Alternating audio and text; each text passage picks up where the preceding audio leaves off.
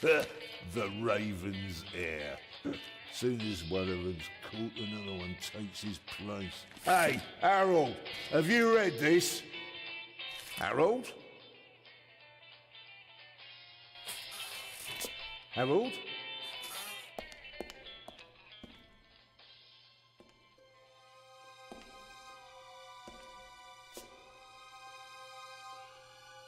Harold?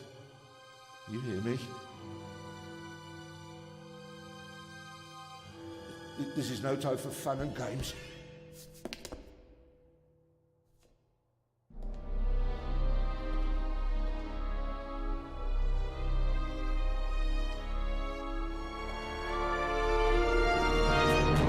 Shh! Calm down. I'm a copper. We're on the same side. A copper? What are you doing here? And where's Harold? Harold? Well, there's another guard back there unconscious. That's probably him. The Eye of the Sphinx. Where is it? It's there. Oh, good. Then he hasn't got it yet. You mean the Raven's heir? Shh! Turn it off. He's gonna steal the eye. But how do you know? Doesn't matter. All that matters is that we catch him. Do you understand? Yeah, but Do you understand? You and me, mate. We'll be heroes. All right, now, we just have to... what? Halt! Stop! You're under arrest!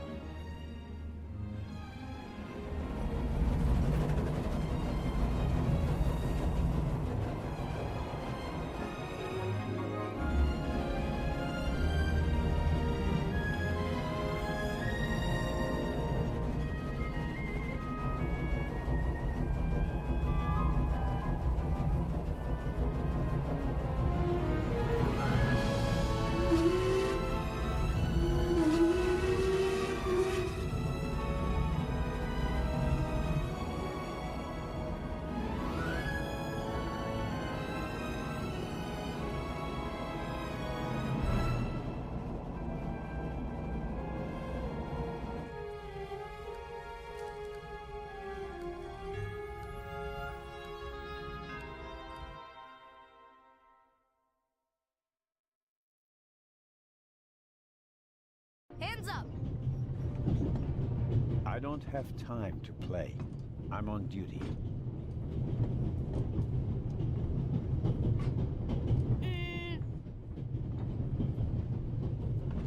You're funny, but you don't look like a real cop. You don't even have a revolver. Why do you need the gun? It's the Raven. He was gunned down, so now I need a pistol. Dead birds don't need guns. Nor do live ones. You don't know who the Raven is, do you? He's the greatest burglar ever. He stole paintings from the Louvre, and those priceless eggs with gold and diamonds and stuff. And Bobby Dobbs says he replaced the crown jewels with rhinestones. I know who the Raven was. Although, I don't quite buy that bit about the crown jewels. What's your name, boy? My name is Matthew Miller. And where are you from, Matthew Miller? From Dillsburg, Pennsylvania. But my mom and I live in England now. She's taking care of some rich old lady. We're on our way to Venice at the moment. We're taking a cruise on a big ship. Impressive.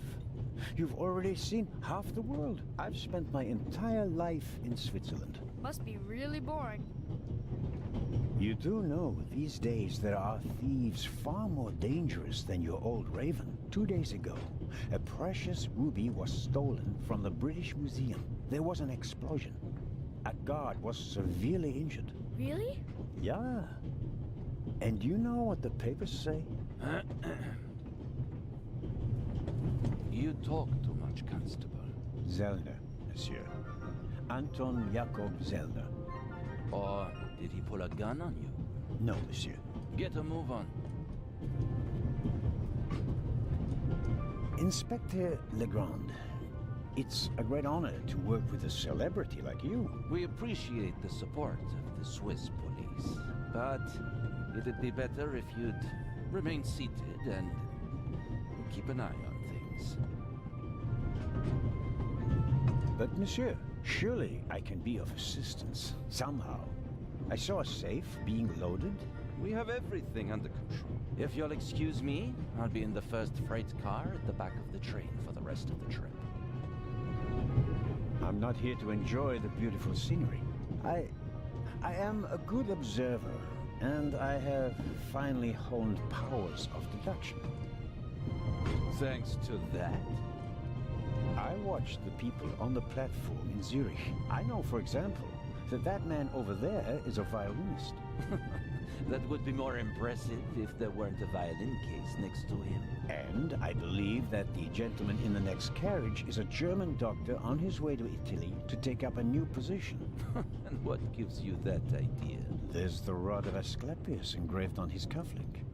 And he's carrying a German-Italian dictionary. Maybe he's just taking a holiday in Italy, following in Goethe's footsteps. Too much luggage. And no, he's not retiring to Italy either.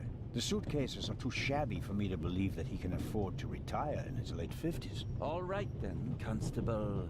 Zellner. Constable Zellner. If you're such a clever fellow, what am I doing on this train?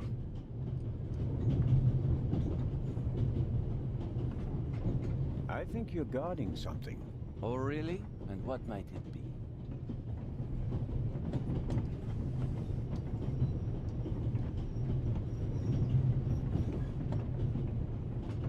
Could it possibly be a jewel that's making a long and perilous journey? You're guessing. You can't possibly know what's inside the safe. But if that were the case... Then I'd ask you why the train wasn't crawling with police. You don't want to arouse attention. Évident. But why not? It's a trap. You've got a vivid imagination. I'll give you that. Well, that is impressive, I admit. But the fewer people involved, the better. We'll get along fine without you. You won't. Won't? Pardonnez-moi. I can help. And I will help. You're in my country. And I've been ordered to assist you. And that's exactly what I'll do. Whether you like it or not. Clever and stubborn. Your commitment speaks volumes, Zellner. But this is my show, and I don't need you. Bon voyage. But how do you know?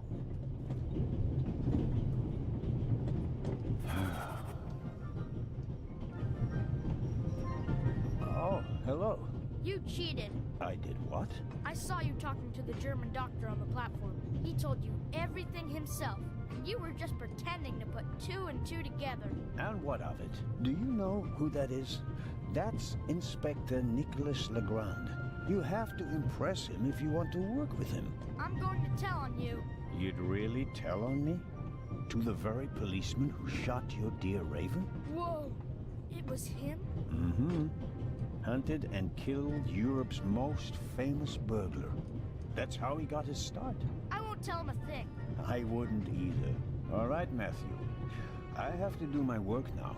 Everyone calls me Matt. Well, except for my mom. She calls me Maddie, as if I were a little kid. Whether Legrand wants my help or not, I'll keep my eyes open. Maybe I can change his mind.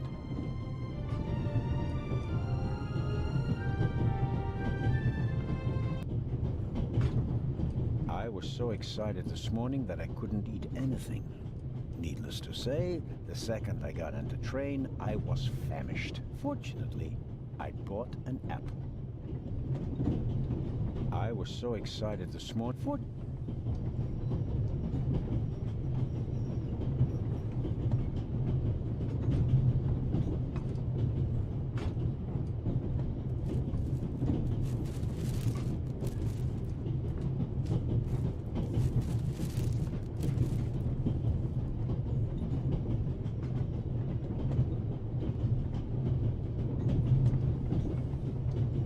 wrap the apple core in the sandwich paper. That way I can carry it without making a mess of my trouser pocket. Still, I'd prefer not to have to carry them all day.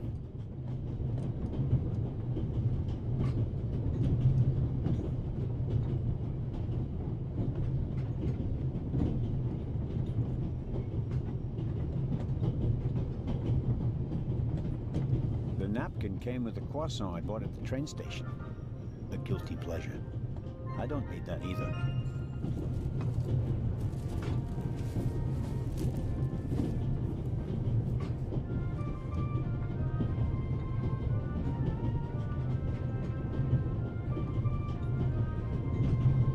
Every table has its own wastebasket.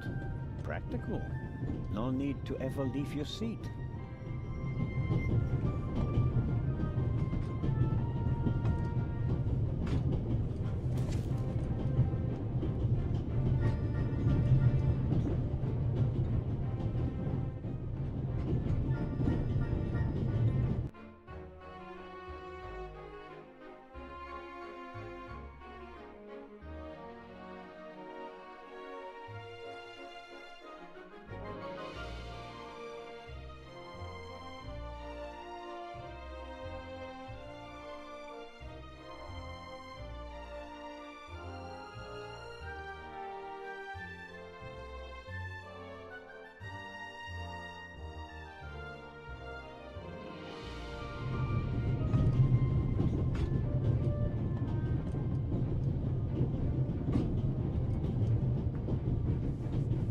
Vicarage in the Mirror, a detective novel by my favorite author, Lady Clarissa Westmacott. For years now, I've been trying to convince my theater group to stage one of her plays.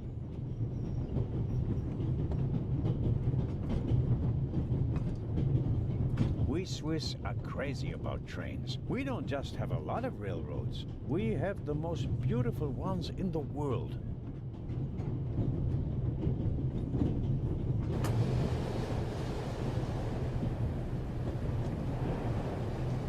Would you be so kind as to close the window? I don't want to sit in the draught.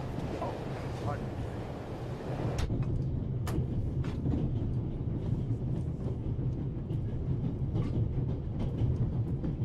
The violinist is a good-looking fellow, and he's traveling through the most beautiful mountain landscape in the world. But one can only hope that his violin is better tuned than he.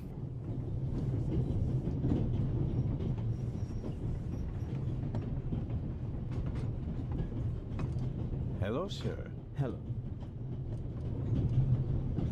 Are you traveling to Istanbul non-stop? No. I'll transfer in Venice to a ship. I'm on my way to Cairo. Cairo? I'm performing at the reception in the Egyptian Museum there. I'm sure your recital will be a great success. But tell me, did you notice anything unusual on the train? Anything unusual? Persons acting suspiciously, for instance. For heaven's sake, is there cause for concern? Everything is in order, sir. We Swiss are just very cautious people. I understand. No, I didn't notice anything. Have a good trip. Thank you. Very kind of you. Thanks. Oh, pardon me. No problem. The uniform is waterproof. Mr. Lucio. Professor Edgar Lucio. Oh, a professor. Are you a scientist? Do you teach at the Sorbonne? No, I work at the British Museum in London. You don't say. So, you were, shall we say, an eyewitness to the burglary 2 days ago? No, I wouldn't say that. Oh, no? There was a lot of commotion, but I didn't really pay much attention to it. There was a break-in in your museum, and it didn't concern you? Well, let's just say that nothing that's happened in the last 2,000 years concerns me. May I ask where you are going? Of course. To Venice. I'm going to meet some colleagues there. Oh, Venice. A beautiful city, so I'm told. Indeed. But I really have to take my leave now. Just a moment, please. The famous Inspector Legrand is on this train. I imagine you know him. No. Should I? You don't know him? And you also don't know what he's doing here? No. Why should I? Just a thought. You're a representative of the British Museum. There's a guarded safe on the train. I'm sorry. I don't know what you're trying to imply. And now, please excuse me. Just one more thing. Did you notice anything unusual on the train? Here? On the train? No. I can't say that I have.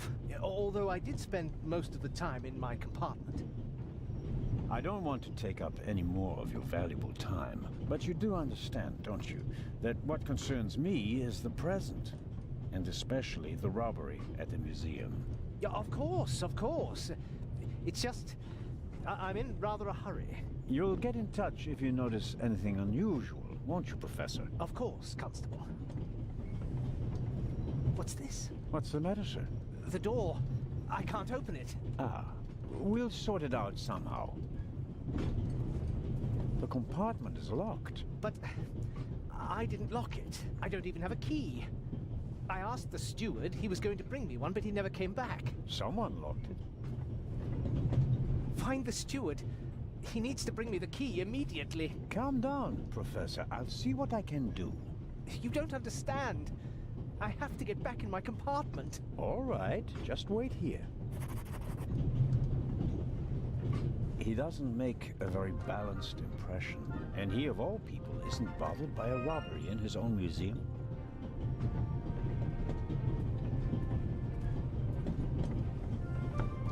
The little label on the door reads Baroness von Trebitz. Blue blood on the Orient Express. Yes, what is it? Whoever that is, James, ask them whether they found my purse and then closed the door.